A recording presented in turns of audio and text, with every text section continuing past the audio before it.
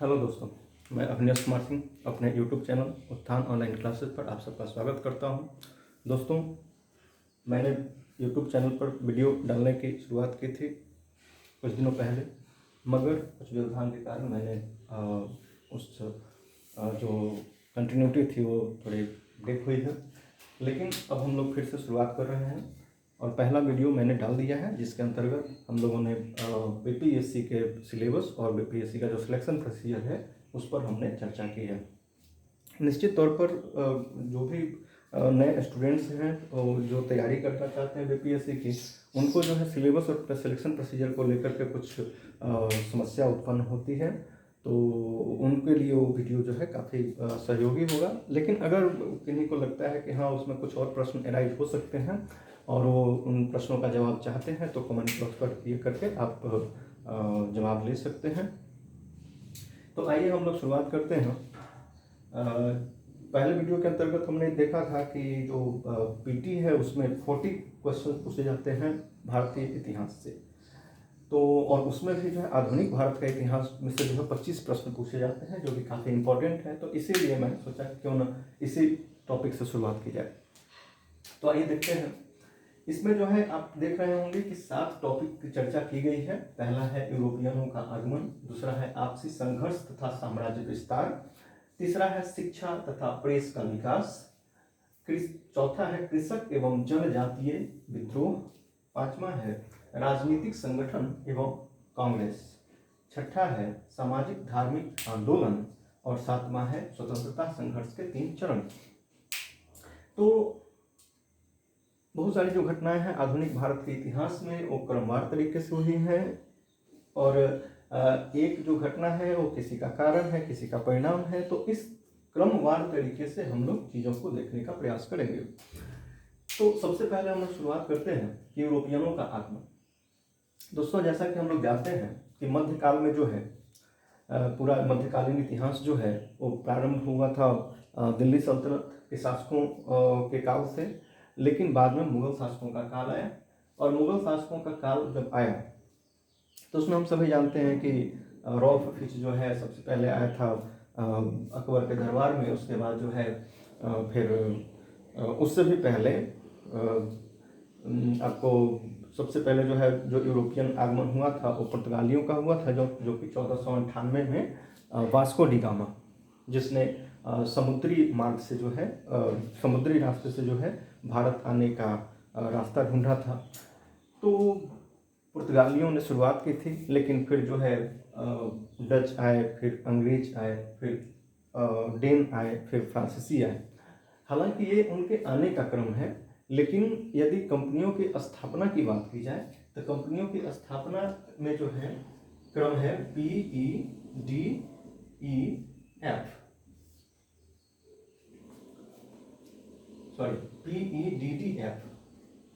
तो इसमें क्या है कि पुर्तगाली हैं, ये कंपनियों की स्थापना की मैं बात कर रहा हूँ। पुर्तगाली हैं जिनकी कंपनी की स्थापना सबसे पहले हुई थी, फिर जो है अंग्रेज हैं, फिर जो है डच हैं, फिर जो है डेन हैं, और फिर जो है फ्रांसीसी हैं। लेकिन यदि भारत में इनके आगमन का क्रम अगर हो कि भारत में कौन सी कंपनी पहले आई, कौन सी कंपनी बाद में आई, तो उसका क्रम है PDEDF, अर्थात पुर्तगाली, डच, अंग्रेज, डेन और फ्रांसीसी। अब प्रश्न उठता है कि ये लोग भारत में आए क्यों थे? तो ये लोग व्यापार करने के लिए आए थे, और निश्चित तौर पर प्रत्येक व्यापारी चाहता है कि हमको अधिक से अधिक लाभ हो। लेकिन ये चूंकि इतनी ज़्यादा मात्रा में थे और भारतीय जो उत्पादक थे उनसे इनकी डिमांड इतनी ज़्यादा थी कि डिमांड और सप्लाई के आधार पर इनको ज़्यादा पैसे चुकाने होते थे भारतीय उत्पादकों को या भारतीय व्यापारियों को। निश्चित तौर पर इन लोगों को बहुत ज़्यादा लाभ था नहीं, तो इन लोगों का प्रयास यही होगा कि इनको अधिक से अधिक फायदा हो, और इनको अधिक से अधिक फायदा तभी हो सकता था जब इनके जो कॉम्पिटिटर्स थे, यानी मतलब ये जो 5 आपस में जो कंपटीशन कर रहे हैं, इनका कंपटीशन खत्म हो जाता और कोई एक व्यापारी बचता, तो निश्चित तौर पर उसको व्यापार का लाभ होता, लेकिन कंपटीशन के कारण इनको लाभ नहीं हो पाए थे। दूसरी बात ये है कि अगर ये कंपटीशन करके आपस में जीत भी जाते तो यहाँ की जो शासन व्यवस्था थी, वो शासन व्यवस्था के कारण ये लोग अपनी मनमानी नहीं कर सकते थे। तो संयोग से क्या हुआ कि ये आपस में लड़े, और आपस में लड़े तो सबसे मजबूत होकर के निकला इंग्लैंड यानी ब्रिटेन। और दूसरी बात कि समय के साथ जो है मुगल साम्राज्य का भी पतन होना शुरू हो गया, और जो भी उसके उत्तरवर्ती शासक हुए वो काफ़ी कमज़ोर हुए, जिसके कारण निश्चित तौर पर जो है जो ब्रिटिशर्स थे उनको जो है अपने व्यापार के साथ साथ अपने साम्राज्य विस्तार करने का मौका मिल गया, ठीक है ना। तो वही मैंने दूसरा टॉपिक रखा है, आपसी संघर्ष और साम्राज्य विस्तार। निश्चित तौर पर जो आपस में इन्होंने जो युद्ध किया था, तो अगर फ्रांसीसियों और अंग्रेजों के बीच में जो युद्ध हुए थे वो काफ़ी प्रसिद्ध हुए, जिनको कर्नाटक वॉर के नाम से जाना जाता है। 3 कर्नाटक वॉर हुए थे। लेकिन उसके बाद अगर हम लोग बात करें तो बेदारा का युद्ध लड़ा गया था आपको 1759 ईस्वी में, जो कि डचों के साथ लड़ा गया था। और फिर जो है आपको वांडीवास का युद्ध, जो फाइनल युद्ध एक तरीके से वहाँ ब्रिटिशर्स और फ्रांसीसियों के बीच में लड़ा गया था। तो इस तरीके से हम लोग देखते हैं कि ये लोग आपसी संघर्ष करके, आपसी संघर्ष में इनके जो है ब्रिटेन स्ट्रॉन्ग होकर के उभरता है, और किन परिस्थितियों के साथ उभरता है वो समय आने पर हम लोग बात कर लेंगे। लेकिन फिर इनका जो है साम्राज्य विस्तार की प्रक्रिया शुरू होती है, यानी जो भारतीय जो शासक हैं और सभी लोग क्षेत्रीय शासक थे, तो उनके साथ जो इनका युद्ध होता है उससे इनका साम्राज्य का विस्तार होता है। तो जिसमें हम लोग पढ़ेंगे आंग्ल मैसूर वॉर, आंग्ल सिख वॉर, आंग्ल नेपाल वॉर, आंग्ल मराठा वॉर। तो इस तरीके से बहुत सारे क्षेत्रीय मतलब जो शासक थे उनके साथ युद्ध लड़के इन्होंने अपने साम्राज्य का विस्तार किया। फिर साम्राज्य विस्तार करके इन लोगों ने जो है जो टैक्सेशन सिस्टम है उसको 3 तरीके का टैक्सेशन सिस्टम को इन लोगों ने डेवलप किया था। एक जिसको हम लोग रैयतवारी के नाम से जानते हैं, इसको महालवारी के नाम से जानते हैं, और तीसरे को हम लोग जमींदारी के नाम से जानते हैं। तो जमींदारी को जो है अस्थायी बंदोबस्त के रूप में भी हम लोग देखते हैं। तो उसमें भी है कि 19% हिस्से पर जो है आपको जमींदारी था या फिर अस्थायी बंदोबस्त था, 31% हिस्से पर महालवारी था, और 51% हिस्से पर आपको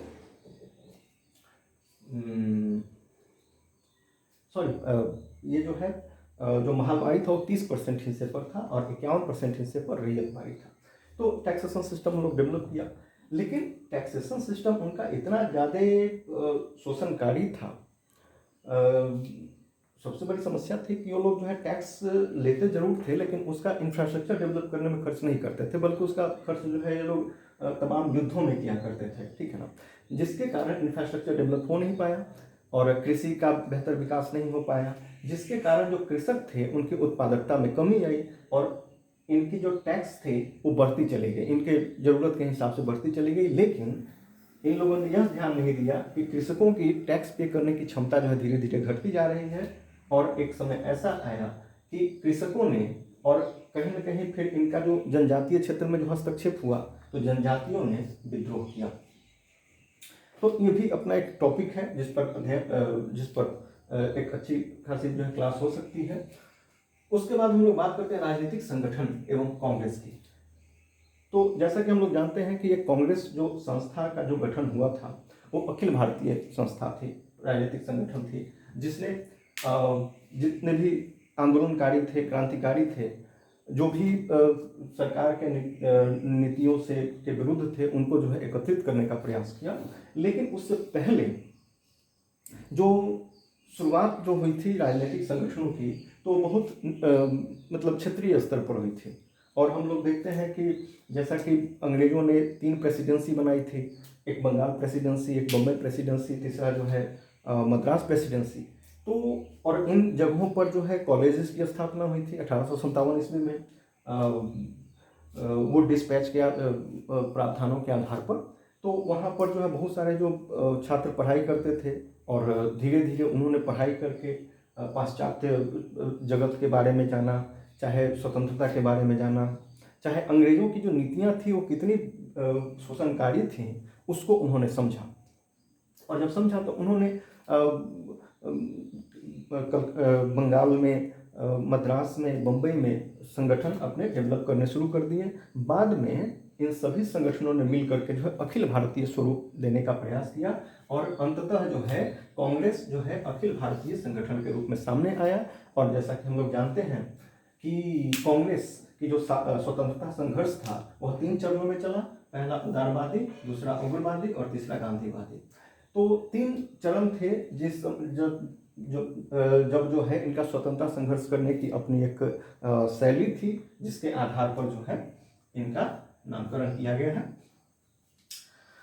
तो कांग्रेस की तमाम बैठकें हुआ करती थी और सरकार की जो नीतियां थी उस पर चर्चा हुआ करती थी। फिर जो है कांग्रेस के जो नेता थे वो अपने आंदोलन का स्वरूप, दशा और दिशा उसको निर्धारित किया करते थे और निश्चित तौर पर अंग्रेजों पर दबाव बनता था। लेकिन महात्मा गांधी ने जब कांग्रेस के आंदोलन का बागडोर संभाला, ठीक है ना, तो उसके बाद जो है कहीं ना कहीं अंग्रेजों पर दबाव काफ़ी पड़े और जिसके कारण जो है अंग्रेजों को संवैधानिक सुधार करने पड़े और संवैधानिक सुधार के द्वारा कहीं ना कहीं जो भारतीय लोग थे उनको राजनीति में, उनको जो है शासन व्यवस्था में उनको भागीदारी मिली और धीरे धीरे वो लोग जो है शासन करने के लिए प्रशिक्षित भी हुए और कहीं ना कहीं उनके दबाव और बढ़ते गए, जिसके कारण अंततः अंग्रेजों को 1947 ईस्वी में भारत को स्वतंत्र करना पड़ा। तो फिर हम लोग बात करते हैं सामाजिक और धार्मिक आंदोलन की। अब सामाजिक और धार्मिक आंदोलन को शुरू करने की जरूरत क्यों पड़ी, नौबत क्यों आई, तो उसके बारे में हम लोग जानते हैं कि 1813 ईस्वी में जो ईसाई मिशनरीज थी उनको जो है भारत आने का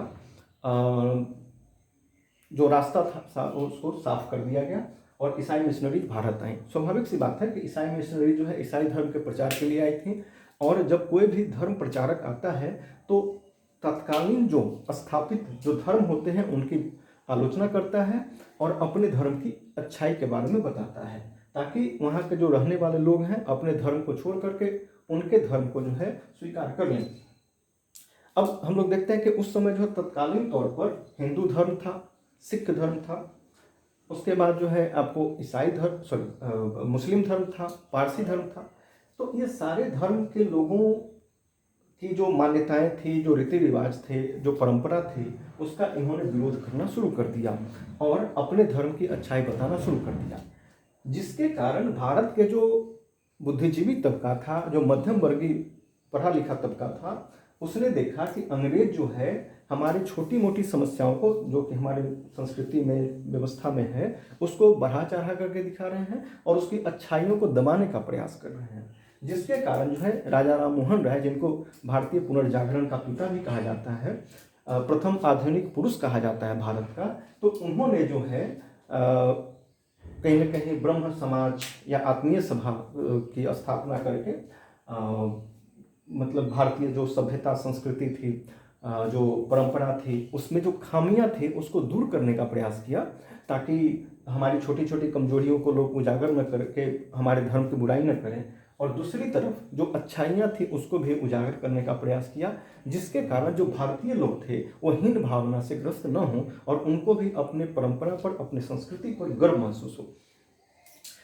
तो इसका प्रयास शुरू किया था राजा राम मोहन राय ने, और उसके पश्चात जो है बहुत सारे ऐसे धार्मिक सामाजिक सुधारक आए, जैसे कि विवेकानंद की बात हम लोग कर लेते हैं, दयानंद सरस्वती की बात कर लेते हैं, बहुत सारे लोग आए जिन्होंने मतलब अपने सामाजिक और धार्मिक स्तर पर जो भी चुनौतियां थी उसको दूर किया और जो भी अच्छाइयाँ थी उसको प्रचार प्रसार करने का प्रयास किया। हालांकि ये केवल हिंदू धर्म में नहीं हुआ, बल्कि ये मुस्लिम धर्म में भी कुछ लोग बुद्धिजीवी तबका थे, उन्होंने भी जो है जो ईसाई मिशनरी जो अनर्गल बातें कर रही थी उनके धर्म के बारे में, तो उन लोगों ने भी अपने धर्म की बुराइयों को दूर करने का प्रयास किया और अपने धर्म के अच्छाइयों को उजागर करने का प्रयास किया, ताकि उस धर्म को मानने वाले जो पढ़े लिखे लोग नहीं थे, जानकार लोग नहीं थे, उनको बरगलाया न जा सके और उनको अपने धर्म और अपने संस्कृति पर सदैव गर्व बना रहे और वो जो है दूसरे धर्म के प्रति लालायित न हो, दूसरे धर्म के प्रति आकर्षित न हो। तो कहीं ना कहीं ईसाई मिशनरीज का आना और अन्य धर्मों की जो आलोचना करना, अपने धर्म की अच्छाई का बखान करना, इसके प्रतिक्रिया स्वरूप जो है सामाजिक धार्मिक आंदोलन की शुरुआत हुई, जिसमें यहाँ के जो सामाजिक धार्मिक आंदोलन के जो नेता थे उन लोगों ने अपने धर्म की बुराई को दूर करने का प्रयास किया और अच्छाई को बढ़ावा देने का प्रयास किया। हाँ, सामाजिक धार्मिक नेताओं में जो है, आंदोलन के नेताओं में एक ईश्वर चंद्र विद्यासागर भी हैं, जिनका महत्वपूर्ण योगदान है। विधवा विवाह को लेकर के उन्होंने काफ़ी महत्वपूर्ण काम किए थे। और जैसा कि राजनीतिक संगठन की चर्चा करने के दौरान हम लोगों ने बात कर ही ली थी कि स्वतंत्रता संघर्ष के 3 चरण हैं, जो कि कांग्रेस की स्थापना से 1905 तक का है, 1905 से 1919 तक का है और 1919 से 1947 तक का है। तो 1919 से 1947 तक का जो काल है वो गांधीवादी है, 1905 से 1919 उग्रवादी है 19 तक, और उदारवादी जो है 1885 से 1905 ईस्वी तक का है। तो दोस्तों, इस तरीके से हम लोगों ने आधुनिक भारत के इतिहास को संक्षिप्त में समझने का प्रयास किया है। यदि आप लोगों को कहीं पर भी इन चीज़ों को समझने में परेशानी हो तो आप कमेंट बॉक्स पर जो है आप कमेंट करके आप इसका जवाब मांग सकते हैं, और हम लोग प्रयास करेंगे यथासंभव जो है उसका जवाब देने का। हालांकि हम लोग जो महत्वपूर्ण विषय हैं, महत्वपूर्ण जो टॉपिक हैं, उसके बारे में बारी बारी से जो है वीडियो बनाते रहेंगे, ताकि आपको जो है चीज़ों को समझने में आसानी हो। और आप लोग का काम यही है कि इन टॉपिक को समझिएगा और कोई भी एक क्वेश्चन बैंक लेकर के या फिर प्रैक्टिस सेट लेकर के आप जो है उन टॉपिक को प्रैक्टिस कीजिएगा। अगर उसमें कोई प्रॉब्लम हो तो आप जो है हमसे शेयर कर सकते हैं, उसका समाधान किया जाएगा। तो इसी के साथ इस वीडियो को यहीं समाप्त किया जाता है। Okay, thank you.